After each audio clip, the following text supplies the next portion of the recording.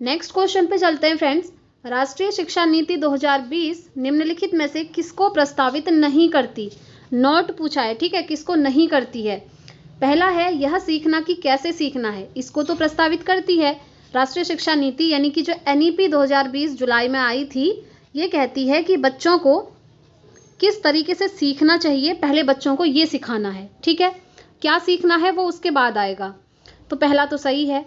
Next है विषय वस्तु में बढ़ोतरी, ऐसा ये नहीं कहती है, ये कहती है कि कम दो लेकिन ऐसा दो कि बच्चों को समझ में आए, ठीक है। ऐसी नॉलेज प्रोवाइड करो कि बच्चों को समझ में आए।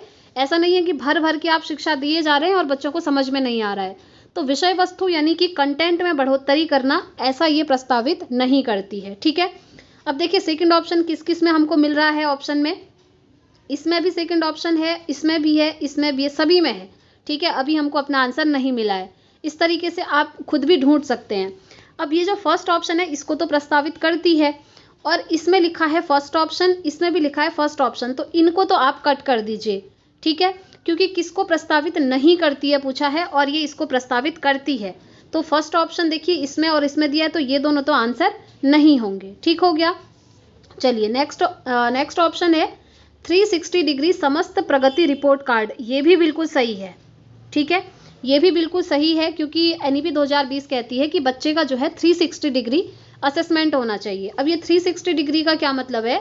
360 डिग्री मतलब होता है बच्चे का चहुमुखी आकलन, हर फील्ड में बच्चे का आकलन करना कि वो कैसा है, पढ़ाई में कैसा है, सामाजिक विकास कैसा है उसका, चारित्रिक विकास कैसा हुआ है, ओवरऑल डेवलपमेंट बच्चे का देखा जाता है। तो इसको हम कहते हैं क्या? 360 डिग्री असेसमेंट, ठीक है, ठीक हो गया, ये भी यहाँ पर हो जाएगा।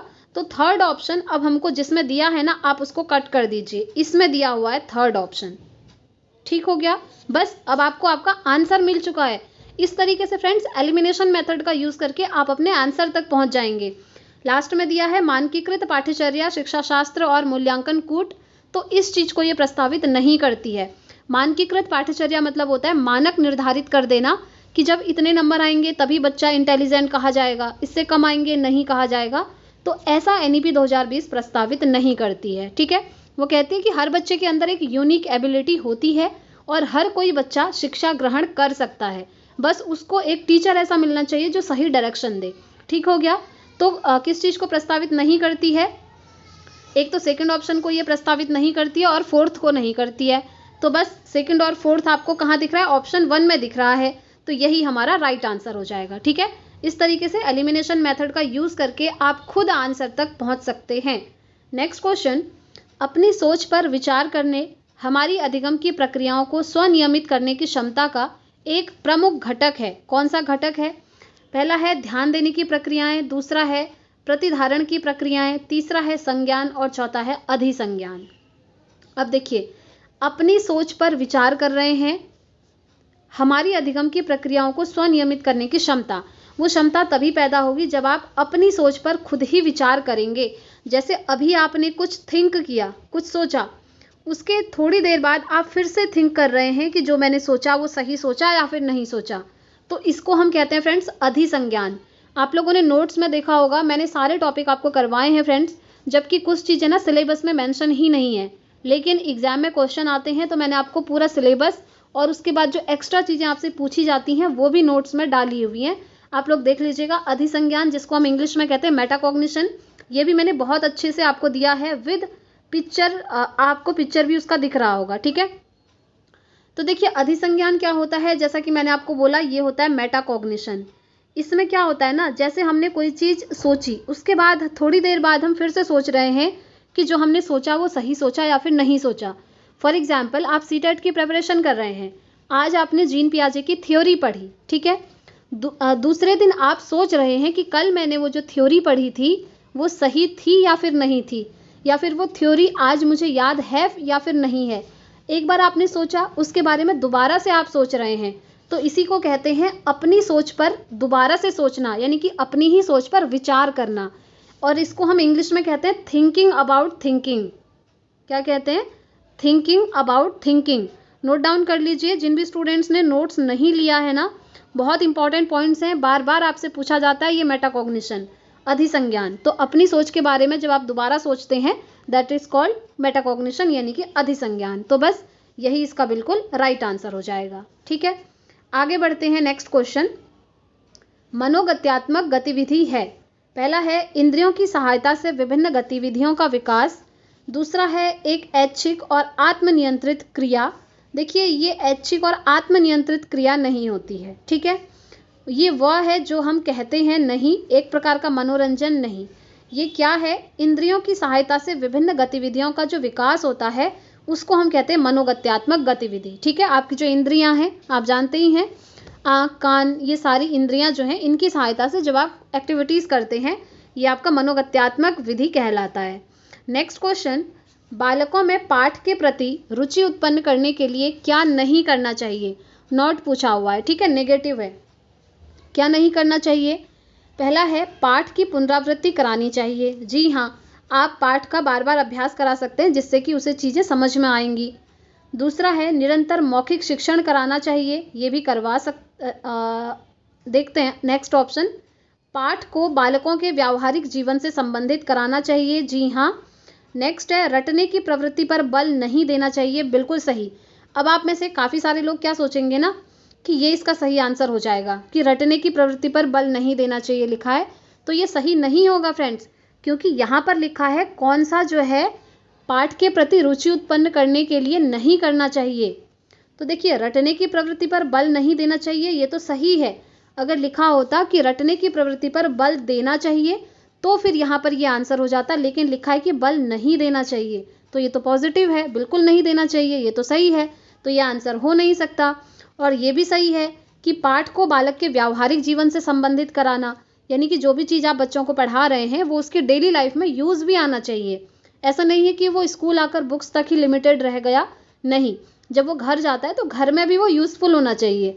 जैसे आप बच्चों को मैथ्स का कॉन्सेप्ट पढ़ाते हैं, प्लांट का कॉन्सेप्ट पढ़ा रहे हैं, साइंस पढ़ा रहे हैं और उसमें प्लांट का कॉन्सेप्ट पढ़ा रहे हैं, तो आप बच्चों को प्लांट के बारे में बताएंगे। जब बच्चा घर जाएगा उसके आसपास जो प्लांट्स हैं बच्चा उनमें भी वो चीज़ें ऑब्जर्व करेगा जो आपने स्कूल में उसको पढ़ाई हुई हैं।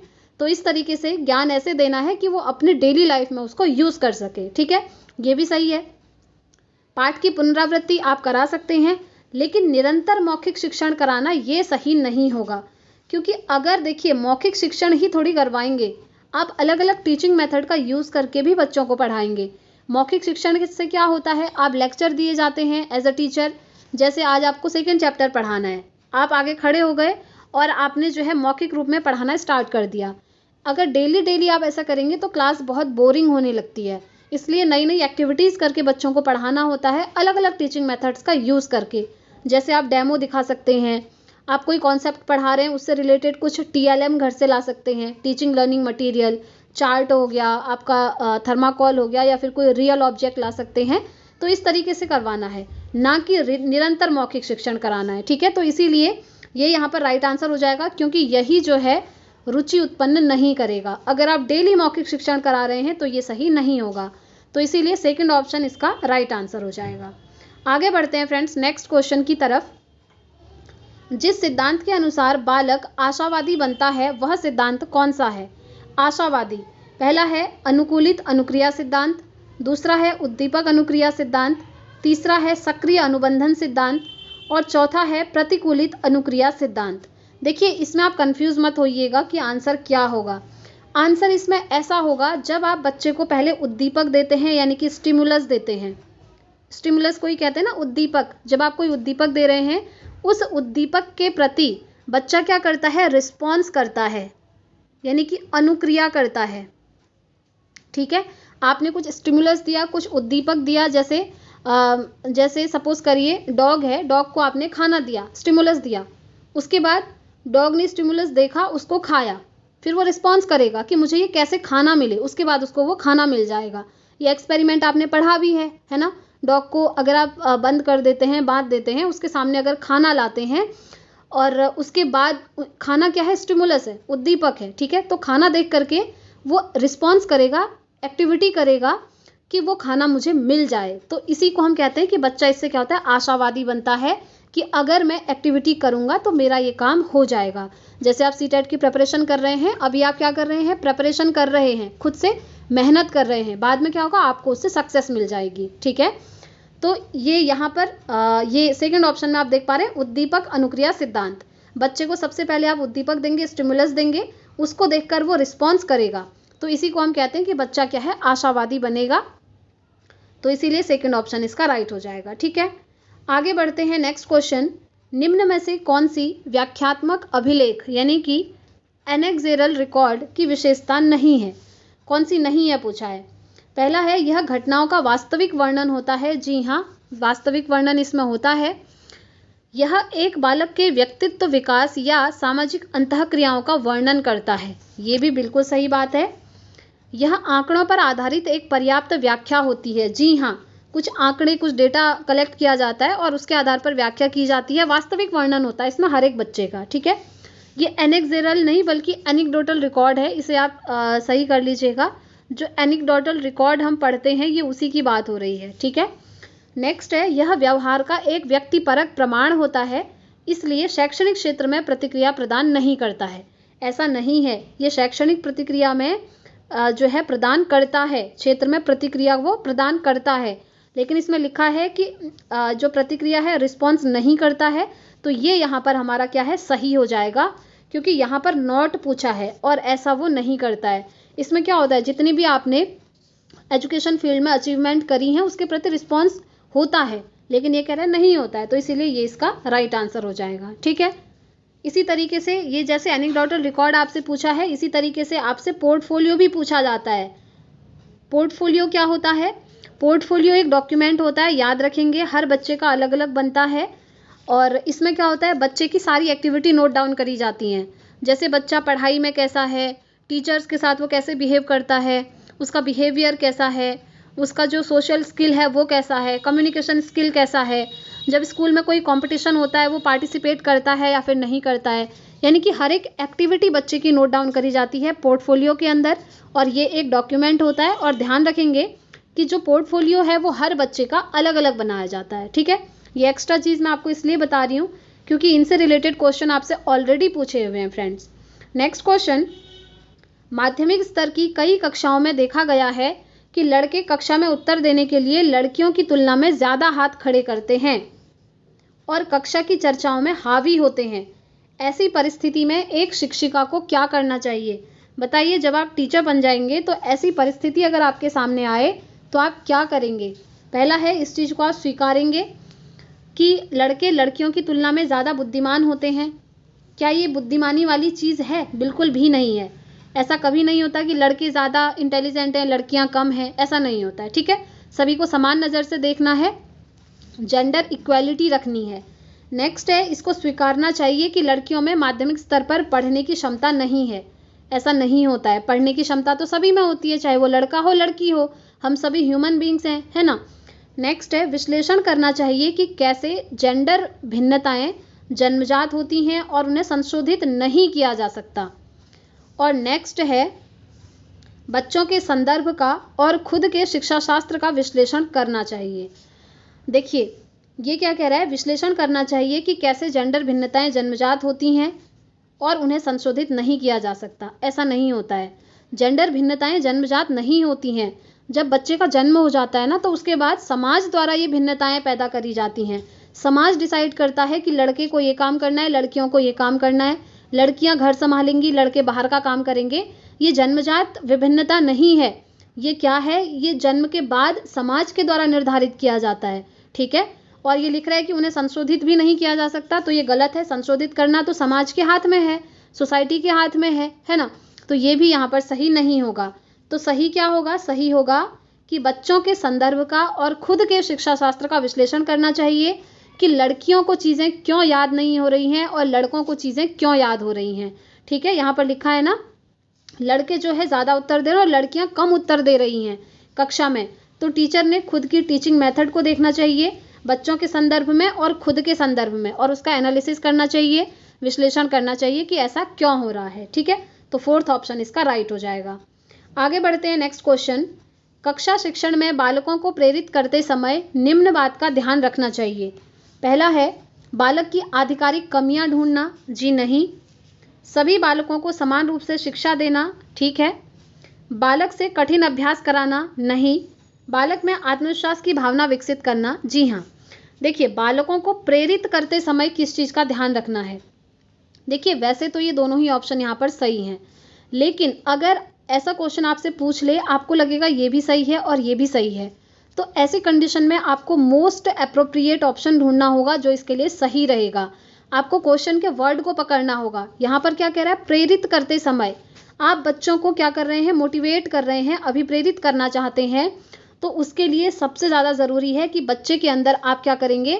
सेल्फ कॉन्फिडेंस पैदा करेंगे, यानी कि आत्मविश्वास की भावना को पैदा करेंगे। ये उसके अंदर जगाएंगे कि हाँ, आप चीज़ों को सीख सकते हैं। सबसे पहले बच्चे को प्रेरित करना होता है सिखाने के लिए, यानी कि मोटिवेट करना होता है कि वो चीज़ों को सीख सकता है और किस तरीके से जो है वो सीखेगा चीज़ों को। ठीक है, तो जो आत्मविश्वास है, सेल्फ हम यहाँ पर कहेंगे बिलीव है या फिर सेल्फ कॉन्फिडेंस है, वो सबसे ज़्यादा ज़रूरी होता है किसी भी चीज़ को सीखने के लिए। ठीक है, तो इसीलिए सेकंड ऑप्शन यहाँ पर सही हो जाएगा। आगे बढ़ते हैं फ्रेंड्स, नेक्स्ट क्वेश्चन। वस्तुओं का आदान प्रदान करना किस विकास के अंतर्गत आता है?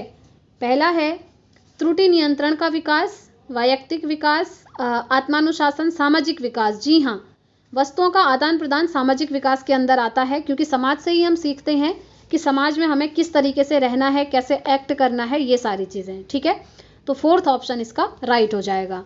आगे बढ़ते हैं, नेक्स्ट क्वेश्चन। थॉर्नडाइक का अधिगम सिद्धांत जाना जाता है।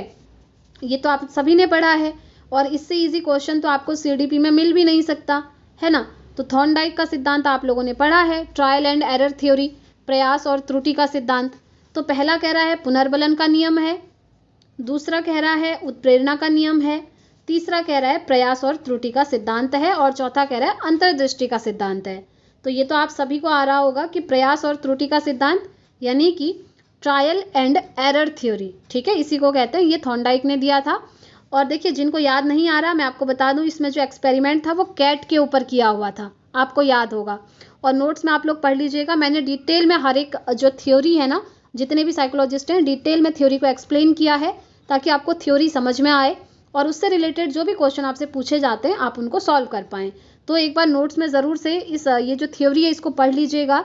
एक तो थॉर्नडाइक की, दूसरा पावलोव की, वाइगोत्स्की की, जीन पियाजे की, फ्रॉयड की, और जो एरिक्सन वाला है वो। तो इनको आप देख लीजिएगा, इंपॉर्टेंट है।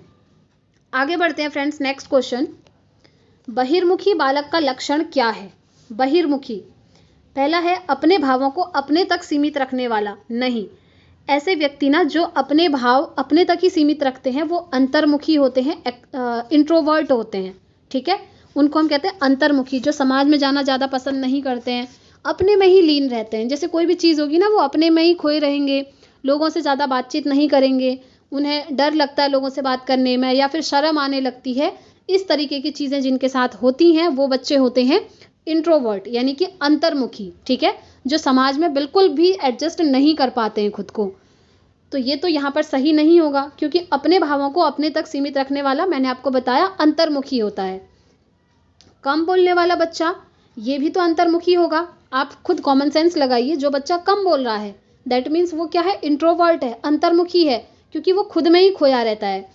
और देखिए यहाँ पर देखिए, एकांत में विश्वास रखने वाला, यानी कि एकांत, आप समझ रहे होंगे, जो बच्चा खुद से ही बातचीत कर रहा है, अकेले में ही रहता है, वो एकांत में रहना हमेशा पसंद करता है। उसको चाहिए कि उसके आसपास लोग ना हो।